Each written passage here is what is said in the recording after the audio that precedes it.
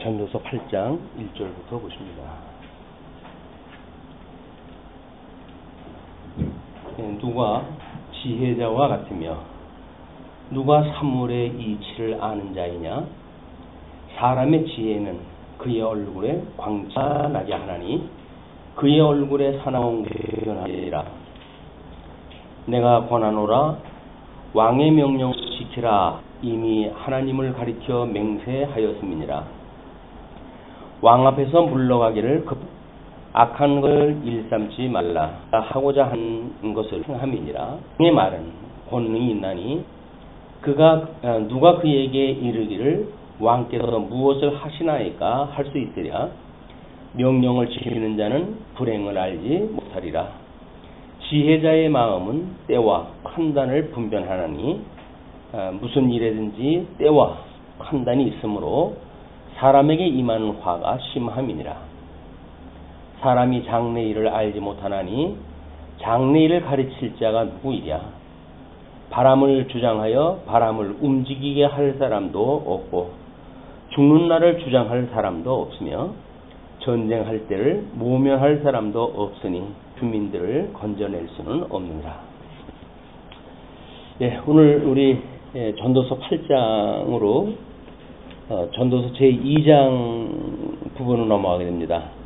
8장서도 12장까지는 우리 목적적 가치라고 이렇게 이야기를 했는데 이것이 계시 중심의 신지식이 영원하며 계시 사역은 종말을 다스린다 이렇게 구분했다 했고요. 신비한 하나님의 섭리와 현실의 계시적 가치를 통해 경외하는 자의 형편을 말했다.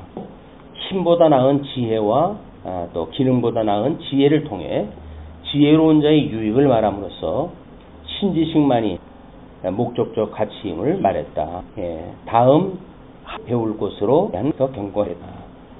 말씀의 전파와 침방으로서 계시사역을 종말했다. 새로우신 그리스도께서 계시사역이 끝난 하나님 나라를 하나님께 바칠 것에 대한 이렇게 해가지고 8장부터 12장까지의 그 2장에 대한 내용을 소개했다 해드렸습니다. 그리고 더 10장까지 제1절로 해가지고 가진 신지식이라고 이렇게 이야기를 해요. 그리고 8장서부터 9장 12절까지를 나눠가지고 가로 없는 1번에 경외하는 자, 8장의 내용을 한쪽 가로 1번으로 해서 신비한 하나님의 섭리다. 이렇게 우리가 확인한다 했기 때문에 오늘 이제 신비한 하나님의 섭리에 대한 8장과 9장 12절까지의 우리 아마 현실의 계시적 가치라고 하는 두 부분으로 나눠가지고 살펴볼까 합니다. 일단 우리가 문법적인 차원에서 보게 되면 1절서부터 8절까지는 권위에 대한 지혜로운 자세로 이 권위라고 그러면 하나님께 주신 이것이 법이니까 권위 지금도서에서 이야기하는 것이 하나님에 대한 이 법을 기본으로 해가지고 설명하다 해가니까 권위에 대한 법은 해명에는 부모에게 효라고 해요. 지적 그래서 부모하는 이 사람이 아랫사람의 이웃을 존경이 이까지도 포함되어진 걸 지금 부모의 그 효도라고 하는 현대 계명에다 이걸 전부 포함을 시켰습니다. 그렇기 때문에 우리가 어떻게 하나님 나라의 통치가 이루어지나 그래서 우리 예수님이 오셔가지고 이제 이루실 때에 이웃을 내 몸같이 사랑하는 그리스도의 사랑과 그다음에 하나님 앞에 죽도록 충성하시는 이런 그 위로는 하나님을 경외하는 이것이 포함되어져 있는 사랑의 원리가 여기 이제 포함되어진 겁니다. 그래서 이 정치적 원리 이런 거는 사랑으로 다스리는 것 이것이 우리 기독교의 통치라고 이렇게 이야기를 했어요. 그래서 빌레몬서 같은 경우에는 이 사랑으로 치리하는 신뢰에 대해서 우리 소개를 하기도 했고 이렇게 설명이 되어져 있습니다. 그래서 권위라고 한다면 우리는 이 권위에다가 우리들의 어떤 최고의 해석을 갖다 하는 상위 개념으로 삼게 되면 그러면 이제 꼬이게 되어지는 거예요. 왜냐면 이 권위라고 하는 것은 하나님께로부터 나온 권위이기 때문에 이 권위를 주신 하나님을 우리가 어떤 분인가를 깨닫는 것이 성경을 이해하고 성경을 배우고 그래서 우리 하나님에 대한 지식을 배우는 신지식에 이르는 일이기 때문에 이런 어떤 아래 개념으로서의 권위라고 하는 그 차순위에 우리의 목적을 둔다고 한다면 설명이 꼬일 수밖에 없어요. 그래서 우리는 때로는 이제 눈을 들어 산을 보아라. 너희의 도움이 어디서 올고 이것은 천지를 지으신 여호와께로다. 이렇게 성경은 이야기를 하기 때문에 피조되어진 세계, 계시의 수단으로 주어진 세계, 이것은 일단 영원하신 하나님이 지금 어떠한 분인가를 깨닫게 하시기 위한 계시의 수단으로 주었단 말이에요. 이걸 우리가 놓치게 되면 자꾸 이 중간에 걸려가지고 막 여기에서 뭐 옳으냐 그러냐 해가지고 시비를 가리고 이런 문제가 만들어지는데 여기서는 뭐 이제 우리 전도서에서 이야기도 하지만 악인이든 의인이든 똑같아요. 그렇기 때문에 그걸 가지고 거기서 원리를 찾아내고 거기서 뭐 옳은 걸 찾고 뭐 그런 걸 찾고 이건 아무런 의미가 없습니다. 그래서 솔로몬도 이거를 쓰면서 참 이거 나도 모르겠다 이렇게 이야기해. 이렇게 공부를 하면서 이런 그 일에 대해서는 나도 모르겠다 이렇게 이야기하는 그거는 상대적인 거에 가지고 이 절대 주권자이신 하나님에 대한 이거를 우리가 살펴보지는 아니하고 여기서 어떤 지금 이 권위를 가지고 있는 자, 뭐 왕이면 왕이라든가 왕과 신하에 대한 문제라든가 이런 걸로 해가지고 어떤 권위를 이야기한다든가 뭐 왕의 권위를 이야기한다든가 이렇게 이야기를 하게 되면 때로는 그 왕이 그 신하가 왕같이 오히려 사는 때도 있고 왕이 신하같이 사는 때도 있고 그래요. 아이러니한 세상이기 때문에 여기서 우리는 계시되어진 세계 속에서 끊임없이 궁극적인 하나님이 어떠한 분인가를 배우는 것이 우리가 성경을 공부하는 이유이기도 합니다. 그래서 그 성경을 통해서 우리를 여기에 있게 하시는, 존재케 하시는, 이 존재케 하시는 그 하나님이 어떠한 분인가, 이제 우리는 물론 이제 삼일체의 하나님으로 해가지고 이걸 우리가 확인했다고 하잖아요. 그럼 이 존재케 하시는 하나님께서 어떠한 이제 우리 존재하는 우리가 이 존재의 정체성이 하나님께로부터 사랑을 받고 그래서 죽었던 가운데 다시 살아난 거듭난 성도라고 하는 이런 그 입장에서 이것이 살펴보게 된단 말이에요. 우리의 존재, 이 존재라고 하는 것은 영존, 우리 영존하시는 하나님께로부터 말미암은 영생하는 존재인데 그 영생하는 존재는 하나님 앞에 사랑을 입은 자로서 죽었던 가운데 우리가 새 생명을 얻고 중생되어져서 새 생명을 얻고 그래서 하나님 아버지의 집을 기업으로 있도록 해가시는 그 섭리 가운데 지금 우리가 있다. 이거를 통해 가지고 우리는 이제 전도서 물론 모든 시가서가 마찬가지지만 그 전도서에 대한 하나님의 속성을 우리가 깨닫게 되어지는 거예요. 그래서 이제 이 삼위일체 하나님의 속성이 어떠한가라고 하는 걸 우리는 전도서를 이걸 계시적이라고 이렇게 해서 계시적 그리고 영원성이다 이렇게 이야기를 했잖아요.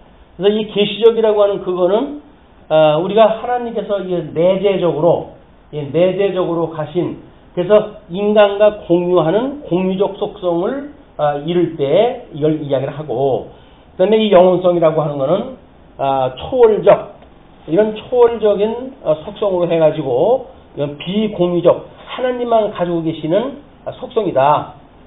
이제 이런 개념으로 구분하다 해놨단 말이에요. 과거에는 이런 공유적 속성을 빼놓았기 때문에 마치 그냥 이렇게 초월되어진 하나님의 속성, 그래서 멀리 계신 그 하나님에 대한 속성을 우리가 주장을 함으로 해가지고 우리가 그분에 대한 우리가 그 하나님이 우리 형상을 따라서 우리를 만드셨는데 하나님의 형상을 어떻게 닮아갈 수가 있겠는가라고 하는 그런 그 일들에 대하여 원천적으로 이것이 제거가 되어버렸어요. 그러나 우리 예수 그리스도가 삼일체적인 관점에서 보게 되면 우리 하나님께서부터는 영원히 계셔서 모든 것을 작정하신 분이지만 이분께서 성부 하나님이신 예수 그리스도로 말미암아 대속을 이루게 하시고 이 예수 그리스도는 우리 이제 그 중보자로 오셨단 말이에요. 중보자. 이 중보자라고 하는 그 이야기는 참 사람이고 참 인간이라고 하는 그런 개념이기 때문에 예수님이 우리 교회의 머리가 되어진다고 한다면 예수 그리스도를 머리로 해가지고 주님의 몸된 교회가 또는 지어져가는 성전으로서 개인 성도의 삶이 어떻게 되어져 가는가에 대한 이야기는 중보자의 형상을 닮아갈 수밖에 없습니다. 그걸 우리는 뿌리로부터 진액이 올라와가지고 열매를 맺는다 이렇게 설명을 해가지요. 그렇기 때문에 이 중보자를 설명하려고 한다면 참 인간이신 하나님이기 때문에 이 계시적으로 보여주는 내재적 공유적 속성을 우리가 모르고는 중보자에 대한 이해가 이걸 할 수가 없어요. 그렇기 때문에 그냥 저 멀리 계신 여호와 하나님에 대한 그런 그 이야기만 해서 마치 우리 기독교가 아니라 여호와교처럼 이렇게 오해되어진 때가 있어요. 기독교는 기독교지, 기독교라고 하는 그리스도교라고 하는 그런 그 이야기입니다. 그래서 그리스도교지 절대 우리 그 여호와교가 아니에요. 이런 것이 이제 기독교를 그동안 우리가 뭐 전통적으로 이해했던 그런 기독교의 어떤 뿌리가 뿌리채에 뭔가 이제 왜곡이 되어지고 흔들리고 그래서 그나마도 예수님의 형상을 닮아가자 하는 성도들이 어떻게 우리가 예수님을 닮아가는 삶에 대한 이런 실질적인 우리들의 생활의 문제란 말이에요. 그냥 삶에 대한 것 우리가 관심을 가지고 끊임없이 우리가 죄인인데 이 죄로부터 우리를 구원해 주세요라고 하는 그것이 끊임없이 지속되어야 될 일이란 말이에요. 왜? 우리를 온전케 해 가시는 분이니까. 이제 온전케 해 가시는 동안은 끊임없이 우리의 기도가 되어야 되는데 마치 우리는 승자들처럼 이것을 우선 포기를 받고 살았던 거나 마찬가지예요.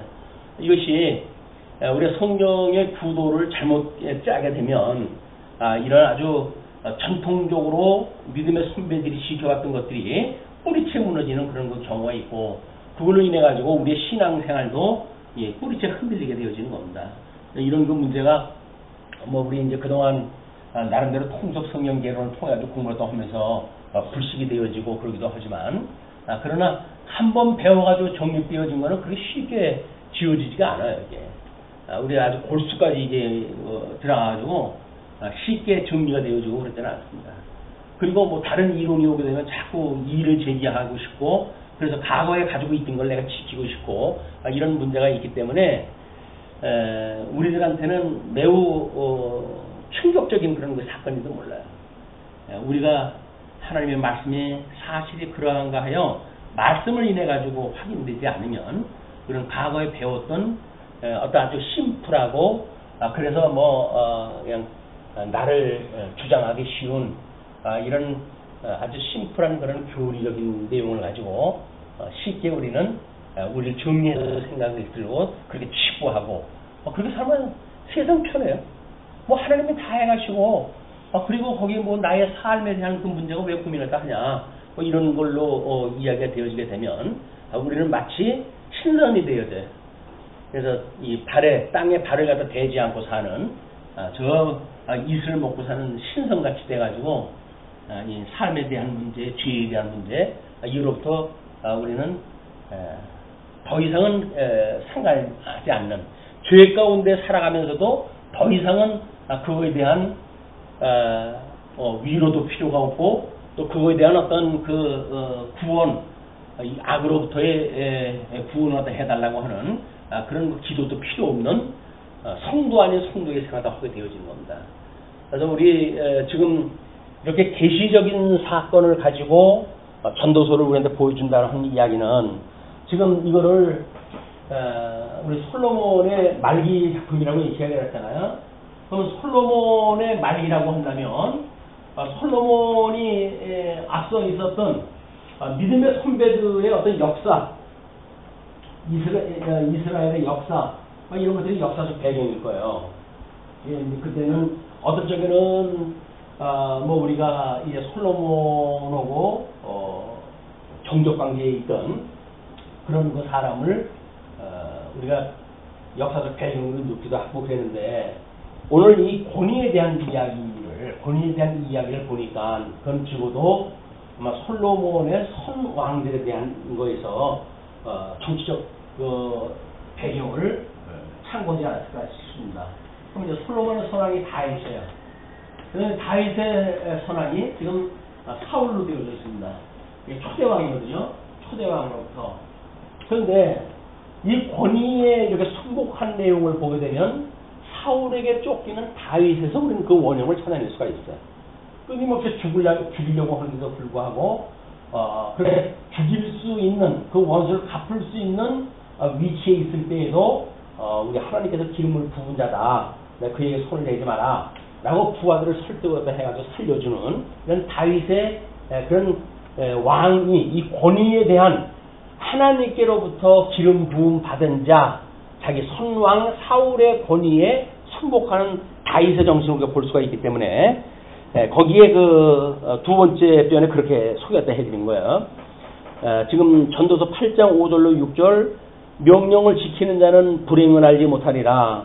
지혜자의 마음은 때와 판단을 분별하나니 무슨 일에든지 때와 판단이 있으므로 사람에게 임하는 화가 심하니라. 그래서 지금 사무엘서의 16장서부터 사무엘상 16장서 30장까지 내용이 왕직임에 대한 그 질서로 되어져 있고, 특별히 24장의 내용을 보게 되면 사울이 다윗이 숨은 동굴로 들어가게 되어 발을 가리기 위해서 들어가는 사건이 소개가 되어지고, 다윗이 사울의 옷자락을 살짝 베입니다.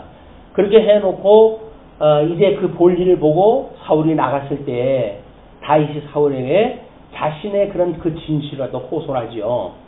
죽일 수 있음에도 불구하고 죽이지 않았다는 이야기는 하나님께서 당신을 기름을 부었고, 그래서 나는 지금도 그것을 인정하는 사람이고 당신의 통치 아래에 있는 그런 존재이기 때문에 결코 당신을 해하고자 하는 그런 저의가 없습니다 라고 하는 걸 설득함으로 해가지고 그 16절로 22절 사울이 일시적으로 뉘우치는 사건이 소개가 되어져요. 뭐 끊임없이 반복되는 일이지만 이것이 변박장인 사울, 귀신이 들려가지고 완전히 정신이 온당치 않아가지고 다윗을 죽이려고 그런 시도하는 그런 사울의 문제나, 그럼에도 불구하고 그 다윗을 위해 가지고 연주를 통해 가지고 그를 치료하고, 그리고 뭐 죽이려고 했을 때 피신을 갖다 하고 뭐 창을 몇 차나 던져가지고 죽이려고 시도했던 그런 모습도 보잖아요. 그럼에도 불구하고 하나님께로부터 자기를 지키신다고 하는 그런 믿음을 가지고 이제 사울을 대했던 다윗의 모습을 보게 되어집니다. 권위를 우리가 인정한다고 한다면 적어도 저기서 원형을 찾을 수가 있을 것 같아요. 그래서 사무엘상 24장 6절로 7절 말씀을 소개를 해드렸는데, 자기 사람들에게 이르되 내가 손을 들어 여호와의 기름 부음을 받은 매주를 치는 것은 여호와께서 금하시는 것이니 그는 여호와의 기름 부음을 받은 자가 됨이라 하고, 다윗이 이 말로 자기 사람들을 금하여 사울을 해하지 못하게 하니라. 사울이 일어나 굴에서 나가 자기 길을 가니라. 이렇게 자기의 신하들까지도 이거는 하나님의 말씀을 기본으로 해가지고 이제 설득을 했다 하고 뭐 이런 그 모습을 보게 되어집니다.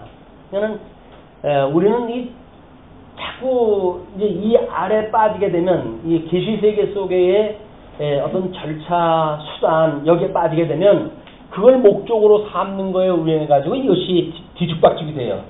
근데 그거를 피한다고 저쪽 궁극적인 목적을 저기다 두고 이것에 대하여 우리가 뭐 하나님이 다 해가시는데 뭐 내가 뭐 한다고 하나? 라고 해도 두 손을 놓게 되어지게 되면 우리의 교육하고는 아무 상관도 없는 일들이 진행이 되어지고 많은 거예요. 우리는 이 두 개의 중심을 잘 잡을 이유가 있습니다. 내재되어진 계시세계 속에서는 하나님이 지금 어떻게 섭리하시는지에 대한 막 그런 걸 우리가 무단하게 연구를 할 이유가 있는 거죠. 그렇게 무단히 연구를 하고 그런 내재적인 계시의 방법을 통해 가지고 궁극적 하나님께서 어떠한 분인가에 대한 그 지식에 대한 신지식에 대한 뭐 우리 하나님의 속성이면 속성에 대한 것들을 깨닫고 그분을 경외하는 인생의 본분 이런 거는 지금 하나님을 배우기 위한 수단이란 말이에요. 그럼 이 하나님을 배우기 위한 수단은 하나님을 경외하기 위한 그런 그 일이기 때문에 이런 수단을 통해서 하나님을 배우고 그러면 이 수단을 통해 가지고 하나님을 배우고 우리가 학습한다고 그래서요. 배운 공부와 익힌 공부를 통해 가지고 그분을 배우고 이분에 대한 분이 어떤 분인지를 알게 됐을 때 비로소 우리는 그분을 경외하게 되어지는 거예요. 그래서 성경 공부는 성경 내용을 공부하는 걸로 해서는 의미가 없습니다. 나를 사랑하는 분이 어떤 분인가에 대한 것이 관심이 있는 거지 뭐 역사를 어떻게 섭리했다든지 그런 거는 그분에 대한 그분이 나에 대해서 어떤 분인가를 우리가 깨닫는 데 중요한 것이지 뭐 성경 내용을 우리가 얼마나 아느냐 이건 아무 소용이 없어요. 뭐 유대인들이 성경을 어떻게 더 잘합니까? 다 구약성경을 외울 정도로 알았던 사람인데 그런데도 불구하고 그 하나님이 육신을 입고 이 땅에 오셨는데 그걸 못 알아보잖아요. 우리도 성경을 아무리 들들들 깨고 있으면 모릅니까? 주님이 우리를 향하신 뜻을 분별하지 못하고 영적 제사를 드리지 못하고 그냥 뭐 인간관계에서 뭐 세상 사람들하고 다를 거 없이 그냥 여기서 뒤죽박죽 산다고 한다면 결국 우리는 하나님에 대한 걸 공부를 다 아는 거예요. 나를 사랑하시는 하나님에 대해서 관심이 없는 거예요. 그럼 그분이 관심이 없다고 한다면 구원에 대한 건 관심이 있을까요? 안 그래요. 그냥 배웠으니까 우리가 뭐 그렇다고 그러더라 뭐 이렇게 이야기를 하는 거지 정말 그분이 나를 구원하셨어요. 이렇게 나를 이 죽었던 데서 나를 살리셨어요. 이런 그 실질적인 감정이 안 나오는 거예요. 왜 우리가 이 믿음 생활을 갖다 해가는데 뜻든 믿으든 이런 신앙생활이 되어지는가? 그 이야기는 한마디로 나를 사랑하신다고 하는 사람의 사랑이 확인이 안 되는 겁니다. 뭐 사람의 사랑을 우리가 확인을 받아도 뭐 우리가 뭐 별일이 다 만들어지는데 나를 만들고 나를 사랑하시는 그 하나님에 대한 것이 우리한테 별로 감각적으로 훈련이 안 되어져 있어요.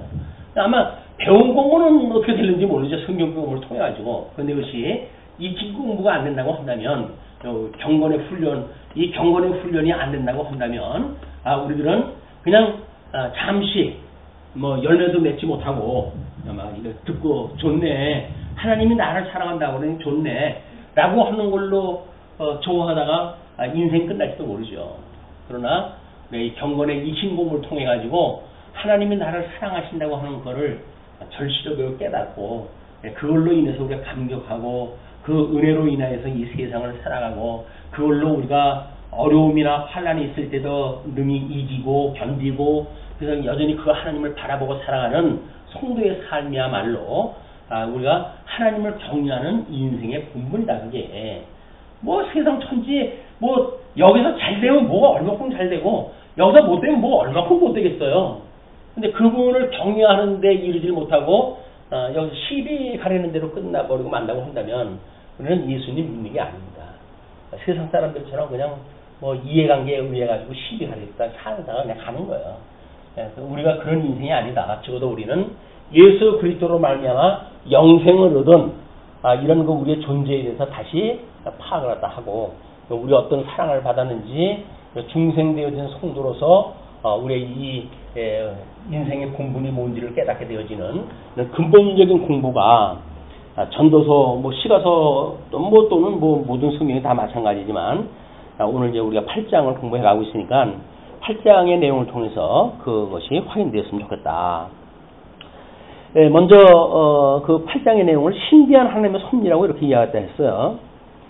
대부분 주석을 취급하는 사람들은 세상 권위에 대한 자세다 뭐 이렇게 이야기하는데 그거는 1절에서부터 8절까지의 직기 부분적인 그런 그 일이지 아마 8장을 두루 어우르는 그런 제목은 아닌 것 같습니다. 그래서 신비한 하나님의 섭리라고 이야기했다 했고 1절로 8절을 하나님의 명령 지킴의 유익이라고 이렇게 이야기를 했어요. 자, 그러면 누가 지혜자와 같으며 누가 사물의 이치를 아는 자이냐.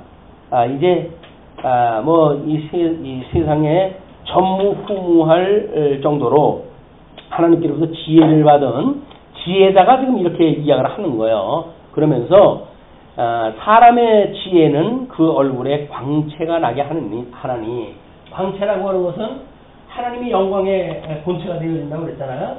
그럼 이걸로 말하면서 예수 그리스도로 말미암아 이제 광채로 예수님이 오시게 되어졌는데, 이 하나님의 의라고 이야기했을 때 이것이 이 하나님의 의를 입는 것이 죽었던 성도들의 살아난 성도들의 그 칭의인이 되어진 거예요. 그럼 이 칭의인이라고 하는 것은 하나님의 의의 영광의 광채가 우리들에게 드러나게 한, 발현되어진 이것이 성도의 삶이란 말이에요. 그러니까 여기서 얼굴에 광채가 나게 한다. 그냥 하나님을 보는 것과 같이 갖게 되어진다는 거 아닙니까? 왜? 하나님께로부터 받은 지혜니까 그렇게 되어지는데, 그의 얼굴의 사나운 것이 변하느니라. 그 광채를 보는 자들마다 이제 그의 얼굴에 사나운 그런 표정들이 변화가 되어진다는 거야. 그럼 우리 다윗을 사울이 만만하게 보지 못했던 것도 바로 그런 이유지요. 그거는 예수님이 이 땅에 와가지고 가진 그 유대인들이 신학적으로 정치적으로 공부를 갖다 해야 되고 그러지 않습니까? 그럼에도 불구하고 그를 그 두려워하는 그런 그 일들은 다른 사람들과 그 가르침에 남달랐기 때문에 그런 거거든요. 지혜의 말씀이 남달랐기 때문에 다른 그 선지자들과 다르더라. 이렇게 산상수훈 끝에서 그런 그 이야기도 하고 그러는데, 하나님의 광채로 예수님이 오셨다는 이야기입니다. 그래서 우리가 이 계시적으로 지금 이 영원성을 계시하시는 우리 그 전도서의 내용을 보게 되면 이 계시의 내용이 언약대로 이루시는 걸로 되어져 있어요. 구약은 메시아 언약으로 되어져 있고 신약 성경은 그리스도 성취로 되어져 있단 말이에요. 이 계시의 결국 내용은 뭐냐면 그냥 이야기가 전부 예수 그리스도 이야기예요. 예수 그리스도 이야기. 그러니까 그 예수 그리스도가 어떻게 지금 계시되어져 있는가, 이런 그 내용이기 때문에 성경에서 다른 인생의 삶의 방법을 배우고 이런 게 없어요. 성도들이 어떤 윤리를 배우고 이런 그 문제가 아닙니다. 도덕법이라고 하는 차원에서 우리가 5번째 기능도 마찬가지예요.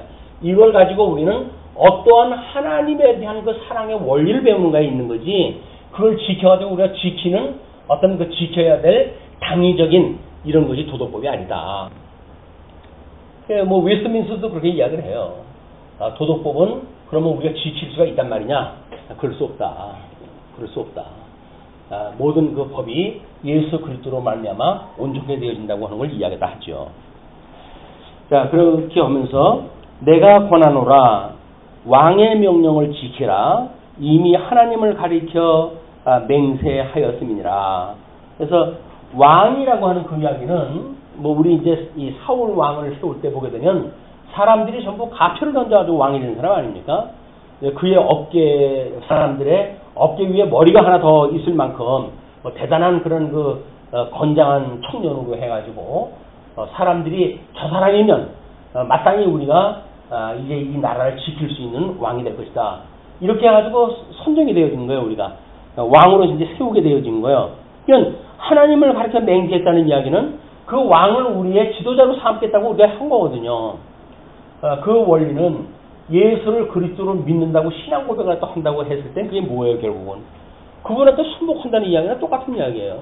지혜 있다는 이야기는 예수 그리스도에 순복하겠다는 이야기고, 예수 그리스도의 이제 그 말씀에 순복되어진 주님의 몸된 교회, 그래서 그 말씀이 살았고 운동력이 있고, 그래서 이것이 교훈과 책망과 바르게 함과 의로 교육하기에 합당하다고 믿어서 이 말씀을 배우게 되어지는 거란 말이에요. 그것이 예수 그리스도의 통치로 좀 되어지는 것이다. 그러니까 통치자를 우리가 어떻게 생각하는가? 이걸 정치적인 통치자, 유대인들이 예수님의 오셨을 때 정치적인 어떤 그 메시아를 삼고자 해가지고 오해했던 그런 내용도 성경을 전부 오해했기 때문에 만들어진 일들입니다. 그러나 그들이 만약에 전도서를 제대로 파악이 되어졌다고 한다면 그 예수님이야말로 이런 하나님으로부터 말미암는 권위를 가지고 계신 그리스도로 알았기 때문에 그런 요구를 또 하지 않았을 거예요. 자, 그러면서 왕 앞에서 물러가기를 급하게 하지 말며, 뭐 그 악한 것을 일삼지 말라. 예우를 갖다 지키라는 그 이야기예요. 그래서 뭐 왕 앞에서 이제 물러갈 때 우리는 보통 뭐 사극이라든지 이런 걸 놓고 볼 때 왕을 뵈러 들어온다든지 그리고 나가는 모습이라든지 그런 걸 어떻게 뭐 그런 그 문화를 우리가 이제 눈치를 챌 수가 있어요. 그래서 들어올 적에는 뭐 고개를 숙이고 들어오지만 나갈 적에도 마찬가지로 뒷모습을 보이지 않고 그 앞모습을 보이고 천천히 나가가지고 문을 열고 나가게 되어지는 그런 그 모습을 보게 되어집니다. 왕의 권위를 지킨다는 이야기는 왕에게 뒷모습을 보이지 않는 거예요. 왜? 그분의 얼굴을 늘 배우고 살아가는 신하라고 하는 통치의 영역을 받는 사람들이라고 한다면 그 통치자의 끝까지 그를 주목하는 그런 관계가 이 성도들의 삶의 자세지. 예수님한테 배웠어요. 뭐 주일날 뭐 우리 예배 끝나자마자 뭐 그냥 잊어버린 듯이 나가버리고 말잖아요. 그리고는 하나님의 뜻을 분별한다고는 영적 예배는 아마 그 다음 날까지는 그 다음에 중지되어 있지 않는가 싶어요. 왜? 뭐 말씀을 듣기랍니까 모릅니까? 이제 하루 피곤할 정도로 공부했다고 생각이 드니까 더 이상의 뭐 공부에는 별로 미련이 없어요. 그러면 그 시간은 결국은 하나님하고 우리는 얼굴을 외면한 채 살아가는 시간들이 아니겠는가 그런 그 이야기가 듭니다. 그래서 우리가 속히 떠난다는 그 이야기는 이런 통치자의 명령을 끝까지 수행을 할 수 있는 자세, 하나님의 말씀이 어떻게 역사를 하는가라고는 그 말씀을 붙들고 살아가는 성도들의 자세, 이런 것들이 포함되어져 있는 표현입니다. 그러면서 이제 그 왕은 자기가 하고자 하는 것을 다 행함이라. 왕은 이 주권을 가지고 있는 사람이니까 다 할 수 있는 거 아니겠어요. 그러니까는 아마 급하게 물러나는 사람이 그걸 일삼는 자라고 한다면 왕이 언젠가는 빌려 가지고 죽일 수도 있는지 몰라요. 근데 그런 건 나쁜 일이에요. 다윗이 사울에게 도망을 갈 적에도 그렇게 도망가지는 않습니다. 그래서 때로는 뭐 이 사울의 아들 누구의 그런 약조를 통해 가지고 뭐 거기서 주는 음식을 먹고 그리고 요나단에게 부탁을 하잖아요. 니네 아버지가 나를 죽일 것 같다. 나를 좀 살려다오. 그랬더니 설마 그럴 리가 있겠냐? 그러니까는 한번 시험을 해봤으면 좋겠다. 라고 해가지고 화를 싸가지고 아침에 식사 자리에 참석을 하지 않고 그리고 요나단한테 물어봤잖아요. 다윗은 어디 갔냐? 뭐 어디 좀 간다고 해서 보내줬습니다. 그랬더니 이 바보같은 놈아, 왕이가 걔한테 넘어갈지도 모르는데 네가 걔를 갖다 그렇게 치우러 오면 되냐? 라고 해가지고 죽일 그런 그 속내를 갖다 이제 드러내니까 요나단이 화살을 그 약조를 갖다 혼자로 쏴가지고 안 되겠다. 우리 아버지가 너 죽이려고 그런 것 같다. 도망가라.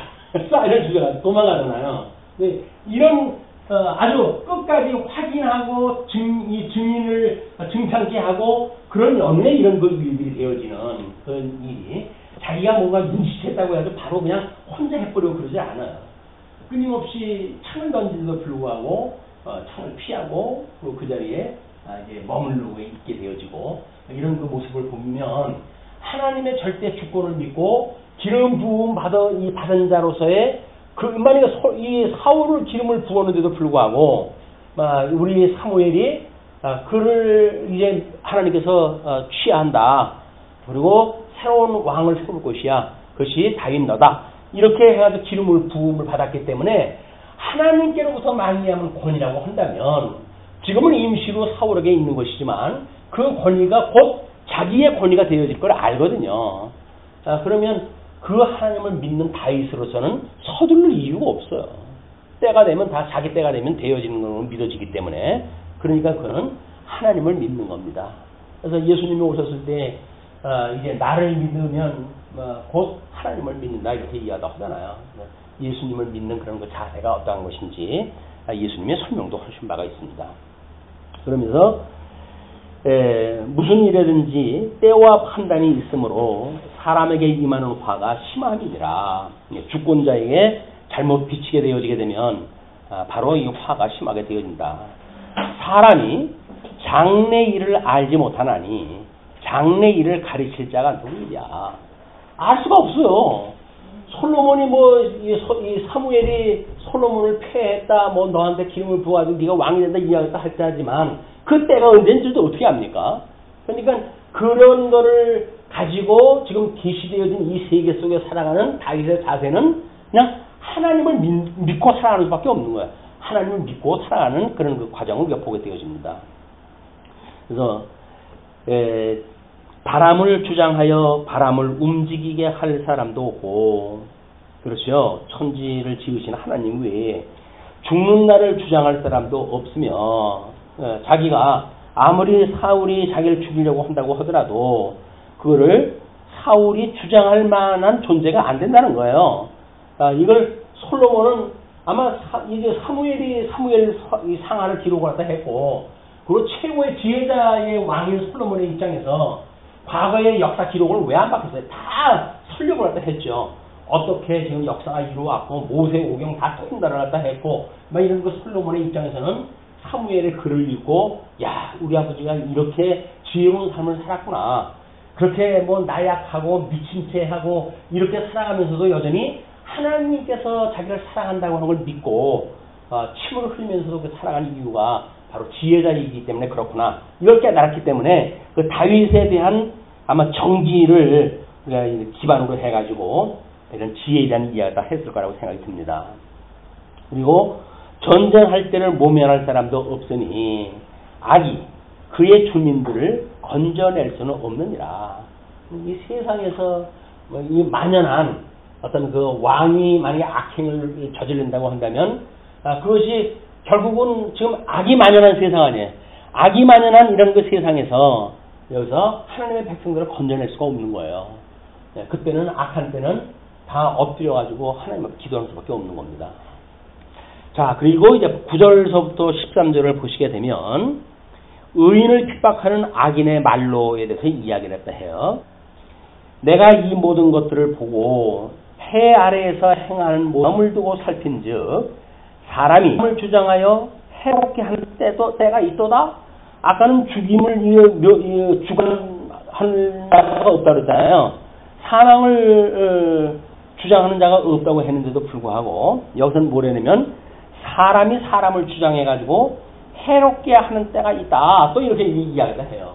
그러니까 지금 여기서 말하는 때와 또는 그런 그 사건과 뭐 이런 것들을 절대적인 것이 아니에요. 늘 상대적인 거기 때문에.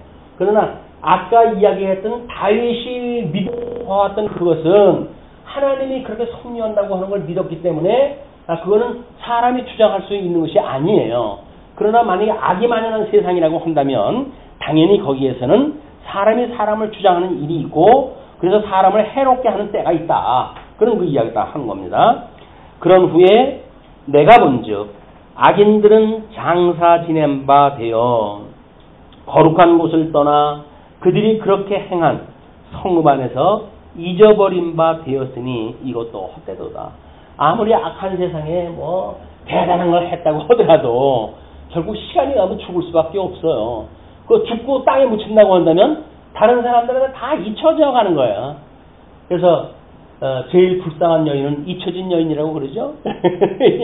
왜? 아니 뭐 이런 뭐 화가 나건 어떻게 했건 뭐 해가지고 기억에 있다고 한다면 사람들 기억에 남아도 있지만 이제 모든 사람으로부터 잊혀져가는 일들, 이것이 인생, 이름을 남기고자 이렇게 인생을 살았던 사람들에게 마지막을 보여주는 그런 모습이기도 합니다. 그러면서 그 11절 악한 일에 관한 징벌이 속히 실행되지 아니하므로, 그러니까 그 악한 때에 악한 자들이 주장을 갖다 하는데 그들이 금방 뭐가 이 심판을 받으면 얼마나 좋겠어요. 근데 속히 실행되지 아니하므로 인생들이 악을 행하는 데에 마음이 담대하도다. 그래서 우리는 가끔 가다가 아주 나쁜 사람을 보게 되면 전 귀신을 모으나 저런 인간 안 잡아가고 이런 이야기도 하고 하늘도 무심하지. 저런 인간을 갖다 배락을 갖다 내리지 않고 하나님께서 어떻게 그럴 수가 있는가라고 그 이야기도 하고 그래요. 왜냐면 너무 악한데 잘 먹고 잘 살아. 그래서 사는 사람들이 그냥 원망에 자자한데도 불구하고 본인은 자기 죄를 몰라요. 그래가지고는 담대하게 그런 일을 갖다 하면서 죽을 때까지 그러고 사는 거예요.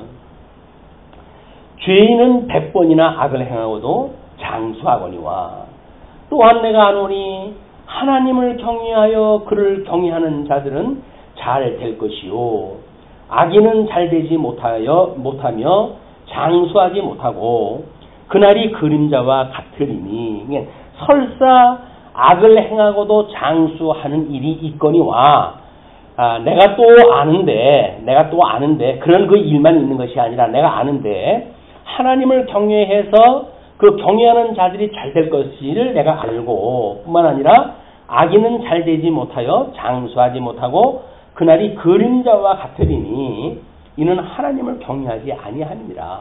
하나님의 심판은 살아있다.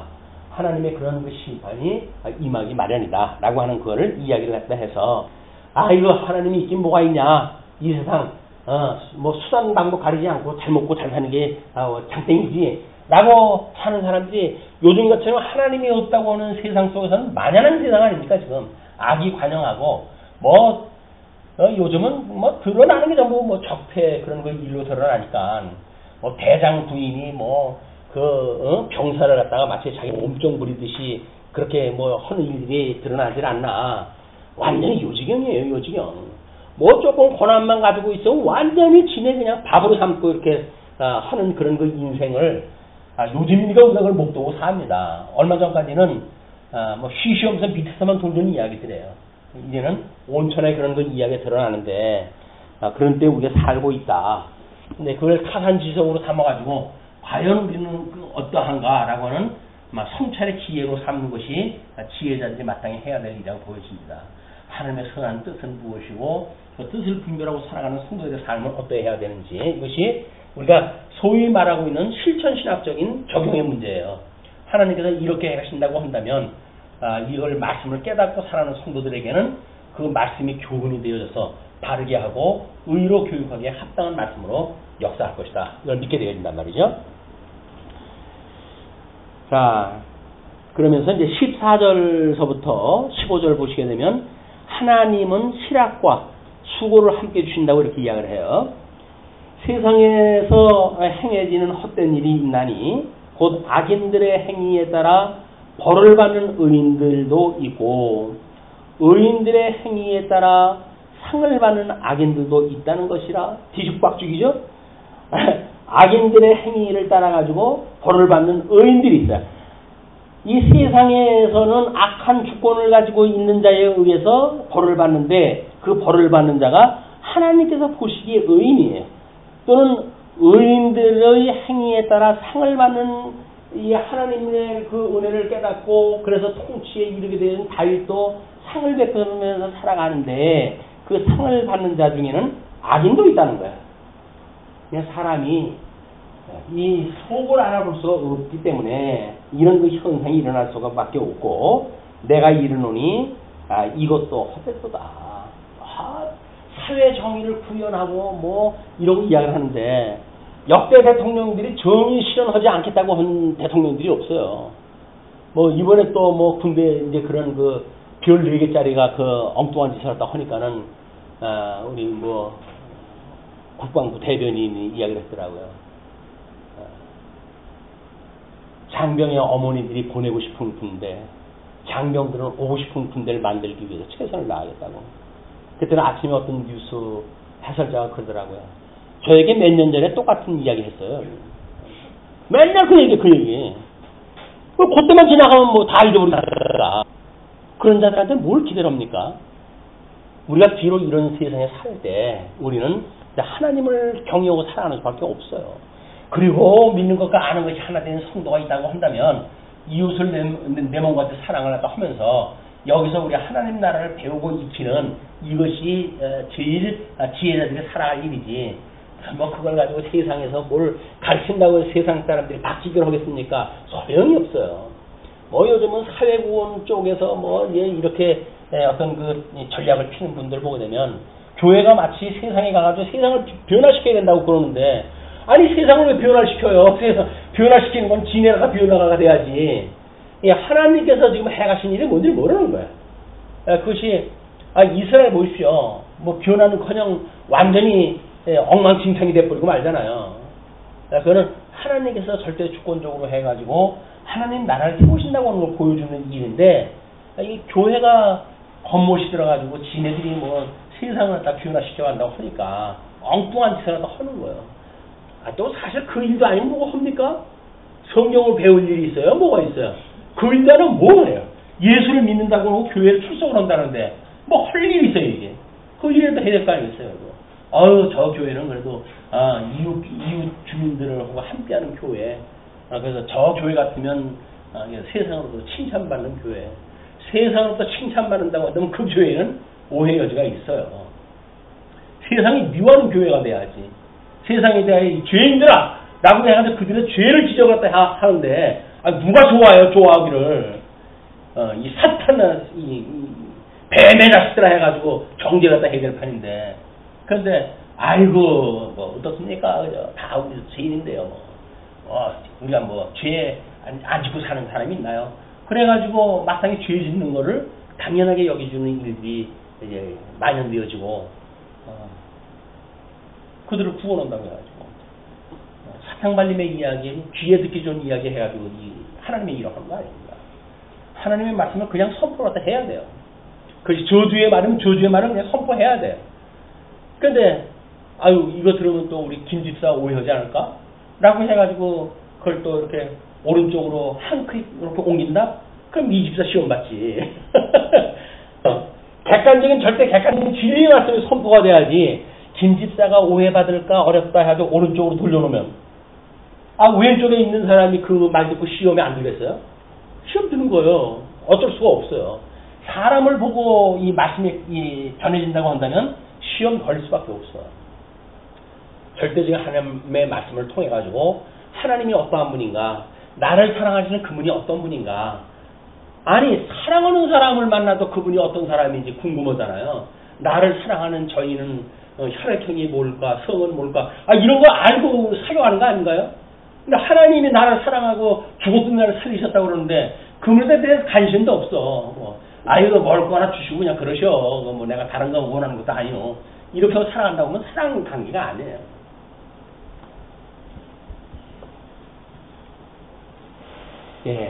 이에 내가 희락을 찬양하노니, 그러니까 어차피 이래도 저래도 그런 그 세상인데, 헛된 세상인데, 내가 그러기에 내가 희락을 찬양한다.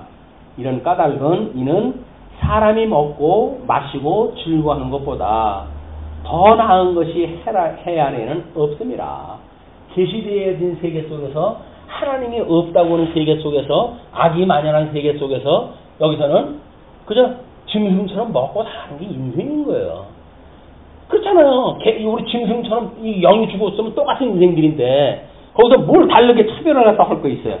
그러니까 먹고 마시고 즐거워하는 것보다 더 나은 것이 해 아래에는 없습니다. 하나님이 사람을 해 아래에서 살게 하신 날 동안 수고하는 일 중에 그러한 일이 그와 함께 있을 것입니다. 그래서 땀을 흘리고 수고하는 자에게 하나님께서 먹거리 주신다고 저주를 했으니까 풀칠 없는 사랑할 거 아니겠어요.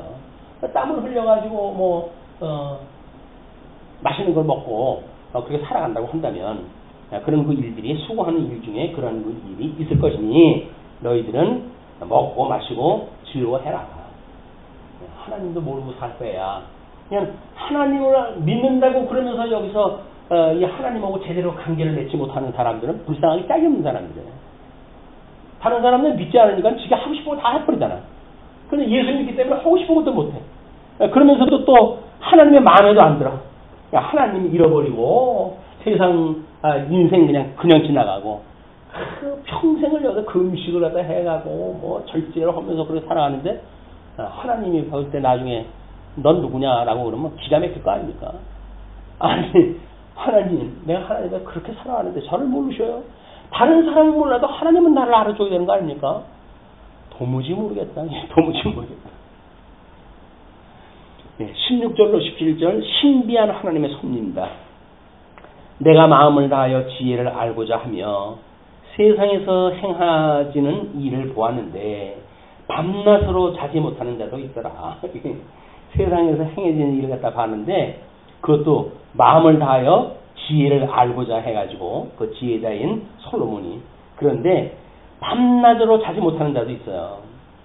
또 내가 하나님의 모든 행사를 살펴보니 해 아래에서 행해지는 일을 사람이 능히 알아낼 수 없도다. 사람이 아무리 애써 알아보려고 할지라도 능히 알지 못하나니 비록 지혜자가 아노라 할지라도 능히 알아내지 못하리라. 그래서 하나님이 어디까지 어떻게 인도하시는지에 대한 그 하나님에 대한 관심이 없으면 우리는 그 하나님을 배우면서 어떻게 살아가면 될까요? 꿈이라도 우리가 꿔가지고 하나님이 어떻게 해가시는지 미리 알았으면 좋겠다. 이게 우리의 심리라니까요. 하나님은 우정 안 알려준다고 그랬는데 우리는 꿈속에서라도 그 일을 다 알고 싶어 하는 거예요. 그러니까 우리 그 뭐 노래 부르는 사람들이 그러잖아요. 꿈길밖에 길이 없어. 꿈길로 가니. 예. 애인을 이 생시에서 만날 수가 없으니까 꿈길로 간다는 거예요. 하나님이 만나지 못하게끔 만들어 놓으니까 이 인간은 꿈속에서 그 애인을 만난다는 이야기예요. 우리는 하나님을 섬기고 하나님이 우리를 인도하시는 분이라고 해서 그분을 믿고 살아가라고 하나님께서 인도하다 하니까 우리는 꿈에라도 방법을 알아가지고 내 방법을 갖다 좀 취하고 싶다. 이런 생각을 가지고 있으니 얼마나 답답한 일입니까? 왜 미리 알고 싶어 하는 거예요? 하나님이 안 믿어지니까. 여전하신 하나님, 어제나 오늘이나 변함없는 하나님, 그 하나님이 안 믿어져요. 오늘까지는 내가 구원이 되어졌다고 그렇게 뭐 칭송을 하고 자랑을 하지만 위기 앞에서 그분이 여전히 나를 사랑하는 게 확신이 없어요. 그냥 우리는 꿈이라도 꿔가지고 나를 사랑하는 사랑을 확인받고 싶은 거예요. 이거는 유감스럽게도 가장 불신적인 우리들의 자세를 그대로 고발당하는 거예요. 고발당하는 거. 이걸 어떻게 하면 좋아요? 신비적인 그런 걸로 해가지고 뭔가 이상한 짓을 해야 하나님이 나를 사랑한다고 하는 걸 깨달아지게 되면 소용이 없는 겁니다. 오직 하나님의 말씀으로 배운 공부와 익힌 공부를 통해 가지고 그 하나님이 정말 우리들의 하나님이라고 믿어져야 절절히 그 하나님에 대한 사랑을 왜 믿고 살아가는 것이지 세상에 사람을 믿을 수가 있습니까? 지혜자도 못 믿겠다고 그러는데 지금 솔로몬이 그 지혜를 가졌던 솔로몬도 지혜자를 못 믿겠다고 그러는데 여기서 누굴 믿고 우리가 살아갑니까? 여기에 우리는 없어요. 오직 우리의 주님 되시는 예수 그리스도 이분만을 믿고 살아가는 것이 성도들의 삶입니다. 오직 이분밖에는 없어요. 오직 이분밖에는. 오늘 아침에 뭐 우리 그 목회 성경 구절 쓰는 저한테 편지가 와요. 이제 완보디 거기에서 메일로 그러면 이제 그 그림을 집어넣고 거기에 이제 기록되어져 있는 성경 뭐 나름대로 이제 그 메시지를 넣고 내가 딴에 이제 해석되어진 그런 그림을 넣고 성경 구절을 쭉 집어넣는 걸로 해가지고 하루를 시작을 하거든요. 그러면 뭐 그런 어떤 주제를 가지고 말씀도 이제 우리가 한번 생각해 볼 수가 있고 그러니까 그렇게 해서 집어넣고 이제 그러고 보고 있는데 오늘 그 이야기예요. 오직 예수 그분 한 분만으로 그분한테 내가 모든 걸 다 올인을 갖고 살아가는가. 얼추 그저 뭐 당신은 내님이니까 딴짓하는 거 오해하지 말아주세요. 라고 해야 딴짓하고 살아가지 말고 오직 예수 그리스도 한 분만으로 만족하는 이런 시간이 됐으면 좋겠다고 고백하는 그런 그 내용을 보았습니다.